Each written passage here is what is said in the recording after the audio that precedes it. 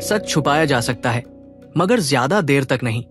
उत्तर प्रदेश के कौशाम्बी जिले के पनोई गांव में एक शांत सुबह अचानक एक दिल दहला देने वाले रहस्य में बदल गई। सुबह कुछ राहगीरों को सड़क किनारे खेत में एक अजनबी चीज नजर आई। जब वे करीब पहुंचे तो जो देखा उसने उनकी रूह कंपा दी। आनन फानन में पुलिस को खबर दी गई और जो खुलासा हुआ उसने पूरे इलाके को दहशत में डाल दिया। आखिर वो शव किसका था? क्या ये एक सोची समझी साजिश थी? आइए ट्रू क्राइम डेप्थ्स के इस एपिसोड में जानते हैं इस सन कर देने वाले केस की पूरी सच्चाई। तारीख थी 5 जुलाई 2017 और समय सुबह 7 से 7:15 बजे के बीच का था।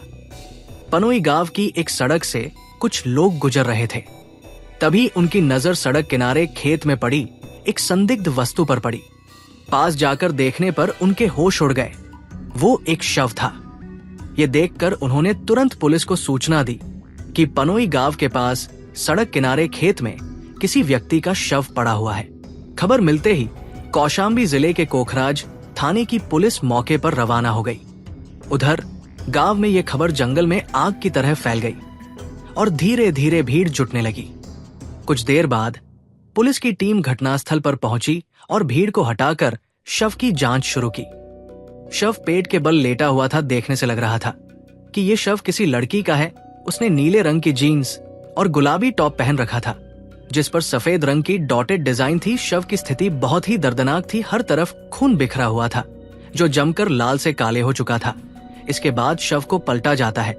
चेहरे पर माथे के बीचों बीच एक गहरे घाव का निशान था जो किसी बंदूक की गोली के निशान जैसा लग रहा था, लेकिन ये गोली से थोड़ा बड़ा छेद था। बाकी चेहरे पर और कहीं कोई घाव का निशान नहीं था और चेहरा पहचानने लायक था। खेत में मिले इस शव की बात इतनी फैल गई कि सुपरिटेंडेंट नफ पुलिस भी वारदात वाली जगह पर आ गए। शव के आसपास थोड़ी छानबीन की गई ताकि शव की पहचान के लायक कोई डॉक्यूमेंट या मोबाइल फोन वगैरह मिल सके, लेकिन ऐसा कुछ नहीं मिला। गांव के लोगों से भी बारी बारी पूछताछ की गई। ये लोग भी शव के बारे में कुछ नहीं जानते थे। अब पुलिस ऑफिसर्स ने अनुमान लगाया कि हो ना हो ये शव कहीं और से लाकर यहाँ फेंका गया है, क्योंकि अगर यहाँ कत्ल हुआ होता तो रक्त की मात्रा ज्यादा होती शव के बारे में।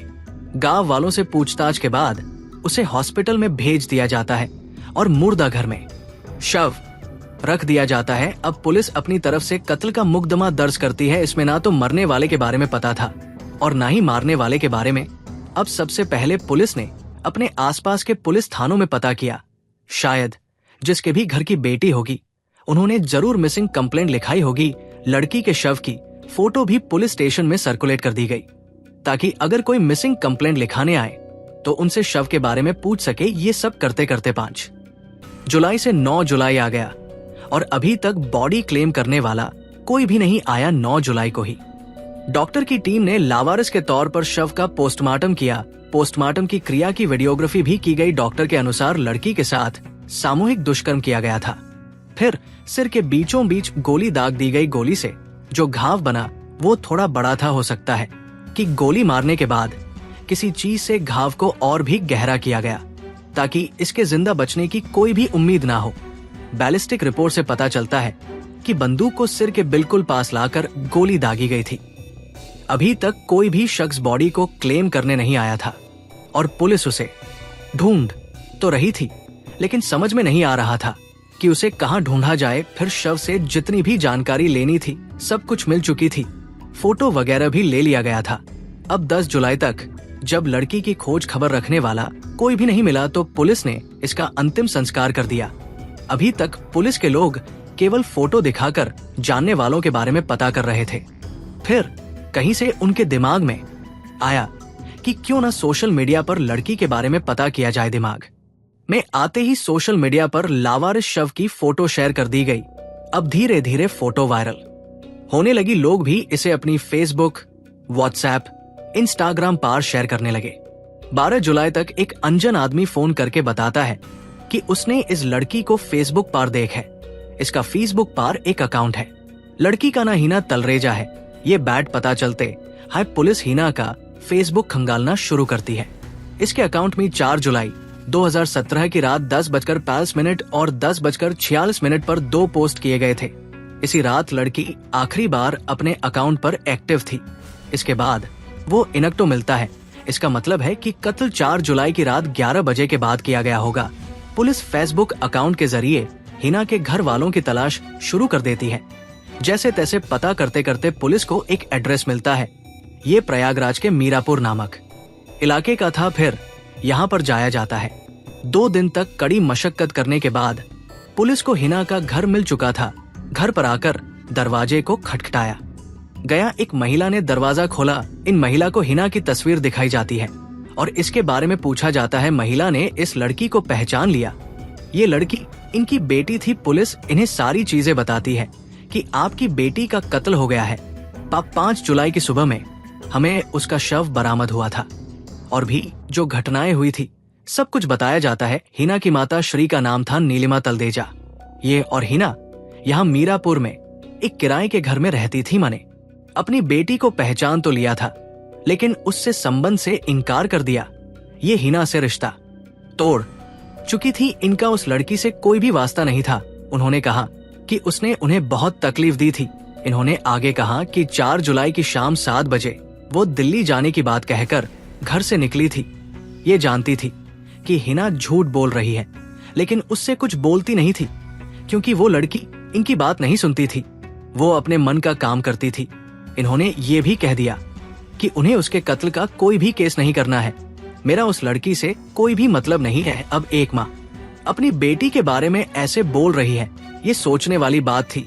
हिना की माँ के अलावा हिना का कोई भी ऐसा रिश्तेदार नहीं था जो मृतक का साथ दे। इसीलिए पुलिस खुद वादी बनकर हिना तलरेजा का केस दर्ज करती है और अपनी इन्वेस्टिगेशन को आगे बढ़ाती है।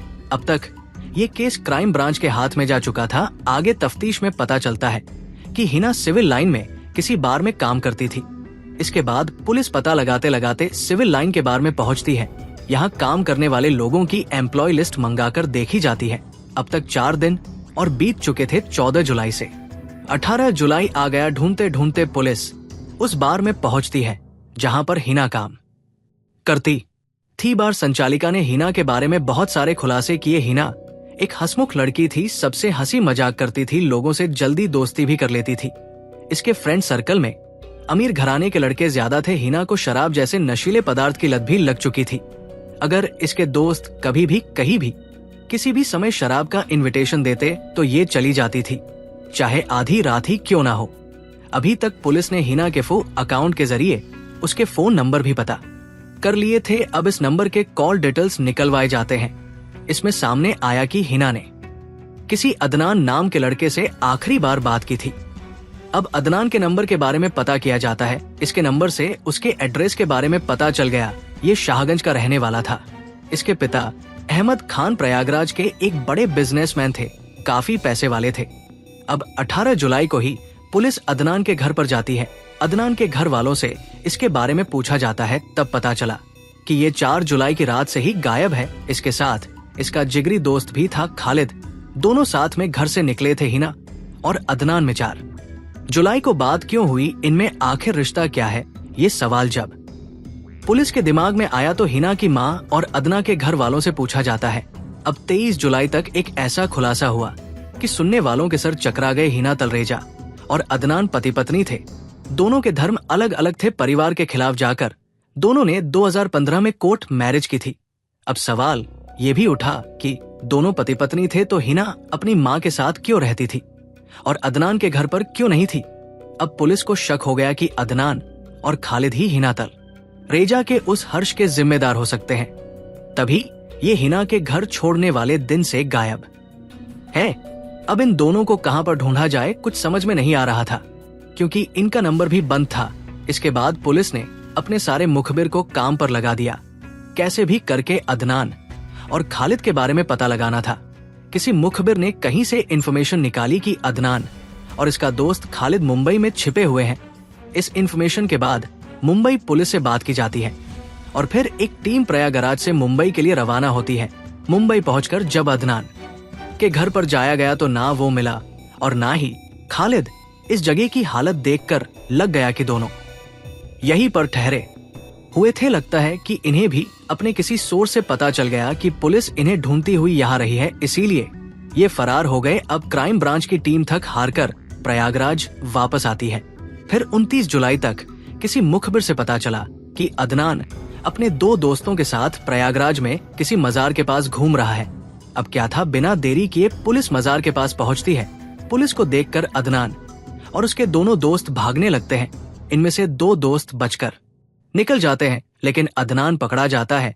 उसे थाने लाकर पूछताछ की प्रक्रिया शुरू की जाती है। अदनान डर जाता है और पहली बार में ही अपना जुर्म स्वीकार कर लेता है। हिना तलरेजा इलाहाबाद के मीरापुर में अपने माता पिता के साथ एक किराए के घर में रहती थी, काम की तलाश में।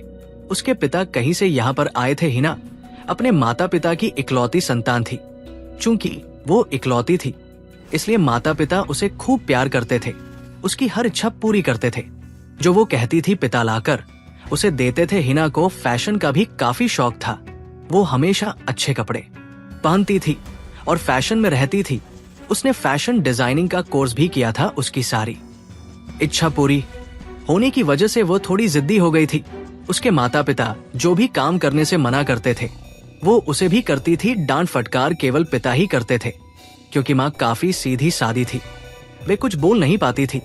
अगर वे बोलती भी थी तो हिना उन्हें हल्के में लेती थी। हिना ने बार आदि में जाना शुरू कर दिया था। वो शराब भी पीने लगी थी। वहां वो लोगों से मिलती जुलती और बातचीत करती थी। इसी तरह उसने कई लोगों से दोस्ती भी कर ली थी। उसके दोस्तों में ज्यादातर अमीर घराने के लड़के थे।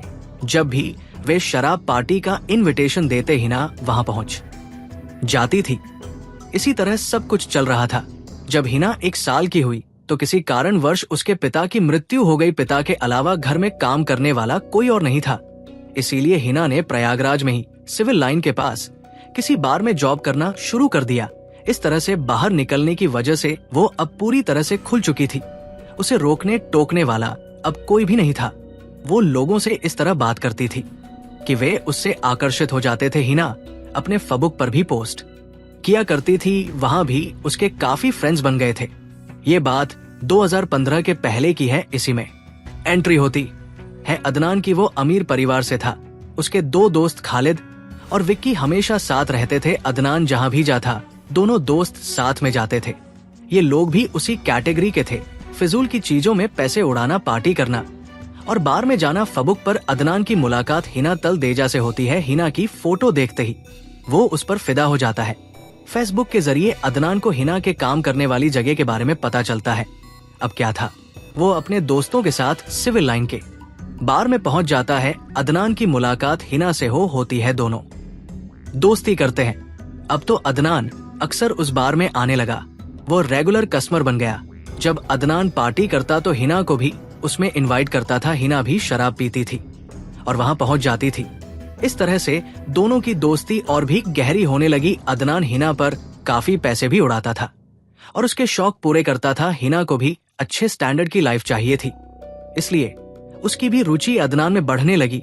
एक दिन मौका पाकर अदनान हिना को प्रपोज करता है। हिना ने भी प्रपोजल एक्सेप्ट कर लिया। अब तक 2015 का साल आ चुका था।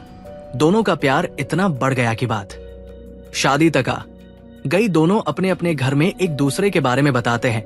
फिर दोनों के घर वालों ने इस रिश्ते से साफ मना कर दिया। हाँ करने का तो कोई सवाल ही नहीं था, क्योंकि दोनों के धर्म अलग अलग थे। हिना अपनी माँ की बात नहीं सुनती थी, इसलिए उसे शादी करने में कोई दिक्कत नहीं थी। उधर अदनान भी अपने परिवार के खिलाफ जाकर हिना से कोर्ट मैरिज कर लेता है। फिर 1 साल बाद दोनों में थोड़ा कहां सुनी शुरू हो जा। अदनान जानता था कि हिना एक बार में काम करती थी और शादी के बाद भी वो ये काम कर रही थी। वो शराब पीती थी और उसके काफी दोस्त भी थे जिनसे वो खुलकर बातें करती थी और घूमती फिरती थी। लेकिन अदनान चाहता था कि वो अपना काम छोड़ दे और घर घर पर रहे, किसी दूसरे आदमी से बात ना करे। हिना तो पहले से ही ऐसी थी। ये अपने माता पिता का नहीं सुनती थी तो अपने पति का कैसे सुनेगी। ये नहीं सुनती है और अपने मन का करती है। इन सभी बातों को लेकर कि दोनों में काफी झगड़े होते हैं, बात इतनी बढ़ गई कि अलग अलग रहने लगे। हिना अपनी माँ के घर मीरापुर चली गई। वैसे इसकी शादी की वजह से माने इससे रिश्ता तोड़ दिया था। इधर अदनान अपने घर शाहगंज में रहने लगा। चूंकि अदनान के घर वाले इसकी शादी को नहीं मानते थे, इसलिए उन्होंने अपने पसंद की एक लड़की ढूंढी और अदनान की शादी करवा दी। अब ये शादी अदनान ने परिवार के दबाव में की या हिना से पीछा छुड़ाने के लिए अपनी मर्जी से की, ये नहीं पता चला, लेकिन इसने हिना को बिना बताए बिना उसको डाइवोर्स दिए दूसरी शादी कर ली। अब ऐसी बात आखिर कितने दिनों तक छिपी रहेगी हिना? अदनान के दोस्तों को भी अच्छे से जान थी, कहीं से इसे पता चल गया कि अदनान ने दूसरी शादी कर ली है। हिना जानती थी कि इसने मुझे बिना बताए शादी कर ली। हमने शादी का एक लीगल पेपर भी साइन किया है। दूसरी शादी करके अदनान ने कानून तोड़ दिया। हिना एक पुलिस स्टेशन में जाती है और इसी चीज को लेकर एप्लीकेशन सबमिट करती है। इसके बाद अदनान को पुलिस स्टेशन में बुलाया गया। अदनान ने जैसे तैसे माफी वगैरह मांगी और हिना का गुस्सा शांत किया। फिर हिना ने केस वापस ले लिया। अब अदनान समझ चुका था कि हिना कभी इसे डाइवोर्स नहीं देगी, क्योंकि इसके शौक इसी वजह से पूरे हो रहे हैं। ना ही ये दूसरी शादी को स्वीकार करेगी। और अगर इसे साथ रखना भी चाहूं तो मेरे हिसाब से नहीं रहने वाली बुरी आदतों को नहीं छोड़ने वाली हिना अदनान से कहती है कि ये तुम्हारे साथ जिगी और मरेगी, तुम्हारा साथ कभी नहीं छोड़ेगी। अगर तुमने बात नहीं समझी तो तुम्हारी जिंदगी को जन्म बना देगी। हिना की ये सारी बातें सुनकर अदनान घबरा जाता है। ये परेशान रहने लगता। अब तक 2017 का साल आ चुका था। कुछ महीनों बाद अदनान को पता चलता है कि हिना प्रेग्नेंट है। अब हिना इसी बात को लेकर के उसे ब्लैकमेल करने लगी कि तुम्हारे घर वालों को ये सब कुछ बता देगी, तुमने मेरी जिंदगी को खराब कर दिया है। धीरे धीरे ये सिलसिला चलता रहा और अदनान इन सभी चीजों से परेशान हो चुका था। ये हिना से पीछा छोड़ आना चाहता था। फिर एक दिन ये अपने दोनों दोस्तों खालिद और विक्की को सारी बातें बताता है। अब तीनों मिलकर के एक प्लान बनाते हैं। 4 जुलाई 2017 को अदनान ने हिना को कॉल किया और डिनर का इनविटेशन दिया तो हिना मान गई। फिर शाम को 7 बजे ये रेडी होकर घर से निकलती है। माँ ने पूछा कहाँ जा रही हो? इसने बोला दिल्ली जा रही हूँ। ये बोलकर हिना घर से निकल गई। अदनान एक कार से था। इसने हिना को पिक किया। गाड़ी में अदनान के दोस्त खालिद और विक्की भी बैठे हुए थे। गाड़ी चल पड़ती है। रास्ते में सभी लोग शराब पीते हैं। फिर ये एक लोकल ढाबे पर पहुंचते हैं जहां पर अदनान और हिना अक्सर आया करते थे। यहाँ खाना खाने के बाद चारों गाड़ी में बैठकर निकल पड़ते हैं। रास्ते में इनकी पार्टी चल ही रही थी। फिर एक सुनसान जगह पर गाड़ी रुकती है। फिर अदनान के इशारे पर साथ आए 2 और ये खुद भी मिलकर गाड़ी में हिना के साथ सामूहिक दुष्कर्म करते हैं। हिना मदद के लिए चिल्ला रही थी, लेकिन कोई सुनने वाला नहीं था। फिर अदनान ने बंदूक निकाली और हिना के सिर पर गोली दाग दी। इसके बाद चाकू से घाव को और भी गहरा किया ताकि इसके बचने का कोई भी चांस न रह जाए। इसके बाद फिर से गाड़ी चल पड़ती है। इन्होंने हिना के पॉकेट से इसके सारे पहचान की चीज, मोबाइल वगैरह निकाल लिए। फिर गाड़ी थोड़ी दूर पर रुकती है। इन्होंने हिना के शव को खेत में फेंक दिया और फरार हो गए। कत्ल के 8 दिन बाद जब पुलिस ने मृतक की पहचान कर ली तो ये तीनों अपराधी राज्य छोड़कर भाग गए। बाद में मजार से अदनान पकड़ा गया। इसके बयान के आधार पर चार्जशीट तैयार हुई और कोर्ट में दाखिल की गई। बाद में इसका एक और साथी पकड़ा गया। इस केस में टोटल 4 आरोपी बनाए गए थे। चौथा वो जिसकी गाड़ी यूज की गई थी।